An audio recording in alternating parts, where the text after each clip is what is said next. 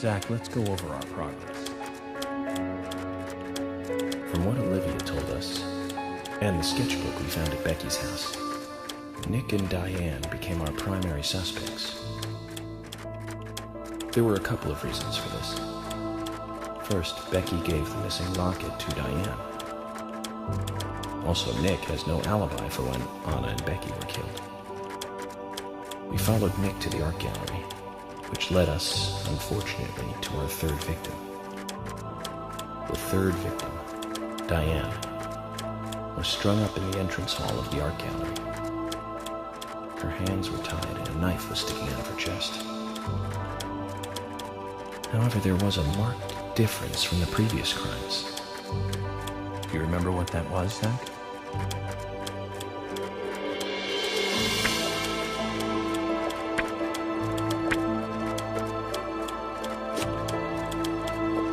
That's right. Diane was still alive. This suggests that very little time had passed since the crime was committed. Which means the criminal was still close by. It was someone near the scene. There are two possible candidates.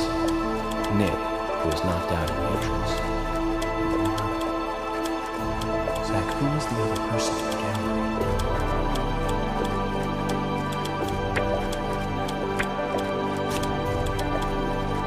That's right. Casey. We followed Willie, good dog, all the way to him. Cason's statement came out as follows. He and Diane were in a physical relationship. That was why he visited the gallery. The two were in the middle of such a meeting when Nick showed up. Diane lost her cool and shut Cason up in the basement. Now, what did Cason hear when he was locked up?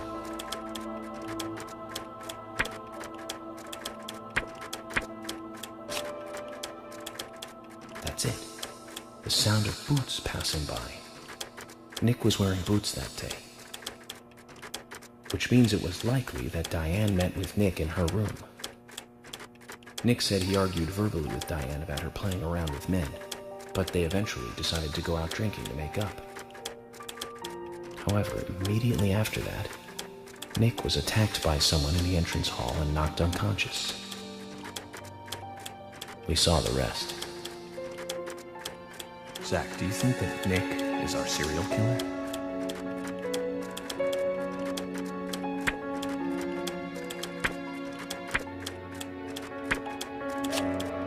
Me too. Usha sent in a report too. He found a large volume of red seeds in Diane's stomach. This confirms her as a victim of the raincoat killer. Remaining leads. There is the locket, which is in Carol's possession, the man with the tattooed bag, and the upside-down peace sign. There's a lot left to answer. I hope the coffee will give us more guidance tomorrow.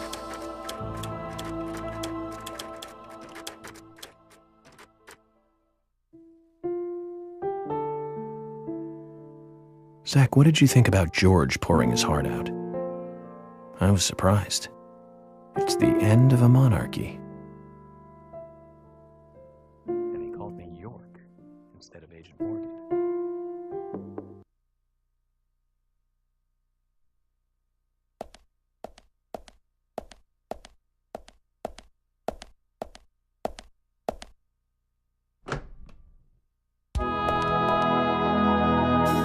Emily? What's going on? Do you know what time it is? I'm sorry. I couldn't sleep, so I was drinking alone.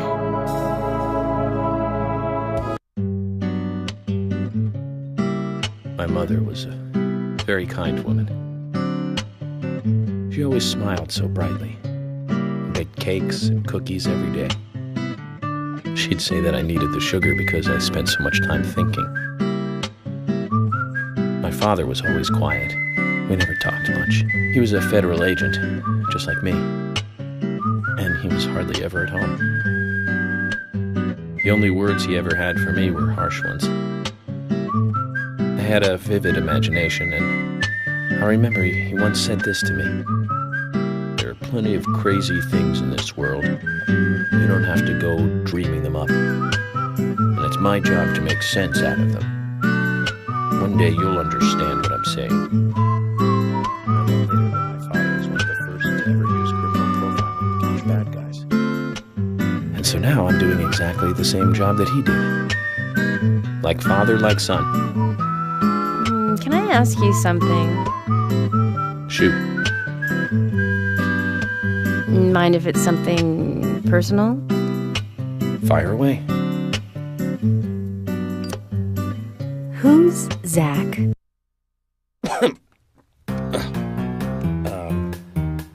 Zach is a friend of mine.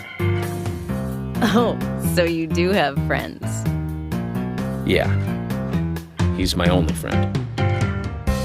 What kind of person is he then?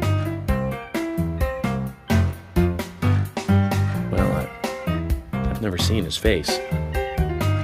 But he's always with me, and we discuss everything. When did you become friends? A long time ago. Back when I was a child.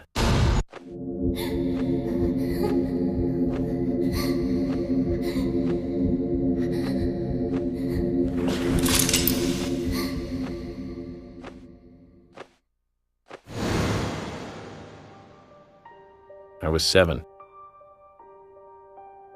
I woke up one morning to hear my mother crying in the living room. This wasn't normal, so I headed in to see her. My father was there pointing a gun at my mother. I was so scared. I closed my eyes, so I don't remember much more. But I do remember the words my father said to me. At times we must purge things from this world because they should not exist, even if it means losing someone that you love. When I came back to my senses, they were both dead. He shot my mother and then killed himself. Oh, I'm so sorry. Don't worry about it. Zach's with me. It was around that time that we became friends. I'm here.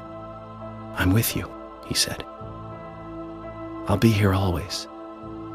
We can get through this together.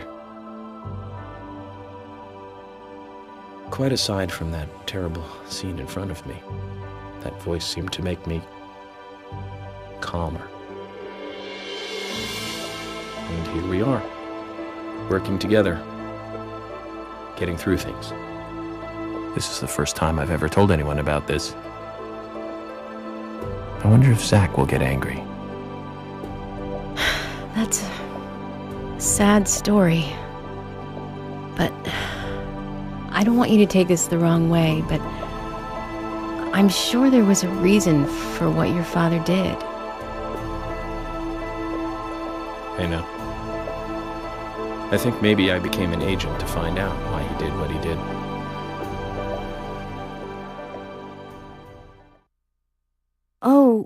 Oh yeah, York, I forgot to thank you. Thank me? For what? You saved my life. If you didn't save me at the gallery, I would have died along with Diane. No need to thank me for that. I'm pretty useless. I couldn't save Becky. I couldn't save Diane. What did you just say? Useless? I was never expecting to hear you say that. There might be a modest guy in you after all. Finally, you noticed? You're a little slow, aren't you? Maybe hopeless, but not useless.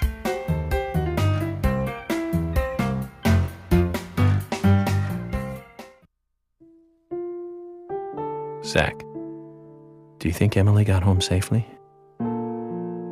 Anyway, I think it's more serious of a situation than I thought. Do you remember our conversation with Emily?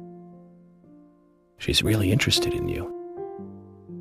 I think she's starting to have certain feelings for you. If that's the case, Zach, you and I are rivals. This is a very serious situation indeed.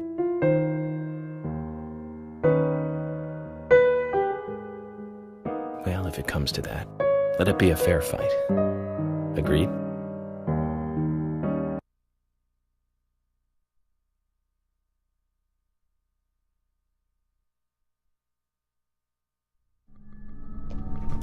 Thomas! Thomas! Let me out of here! Come on, please! Just a moment. Hate it in here, Thomas. I think I'm going mad. I know you're there! Come on, please! Thomas?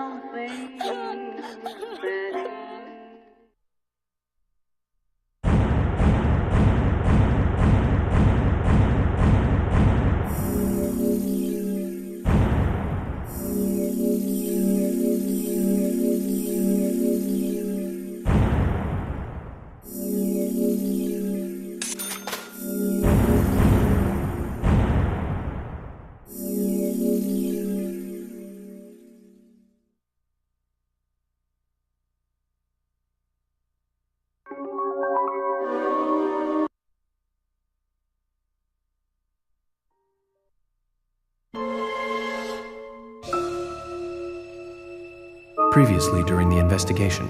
So, you want to find out everything there is to know about Diane? Agent York, Nick is leaving the bar. Wait! She's still alive. Stop right there, Nick. You're under arrest for the attempted murder of Diane Ames. Emily, hurry! You saved my life. No need to thank me for that. I'm pretty useless. I couldn't save Becky.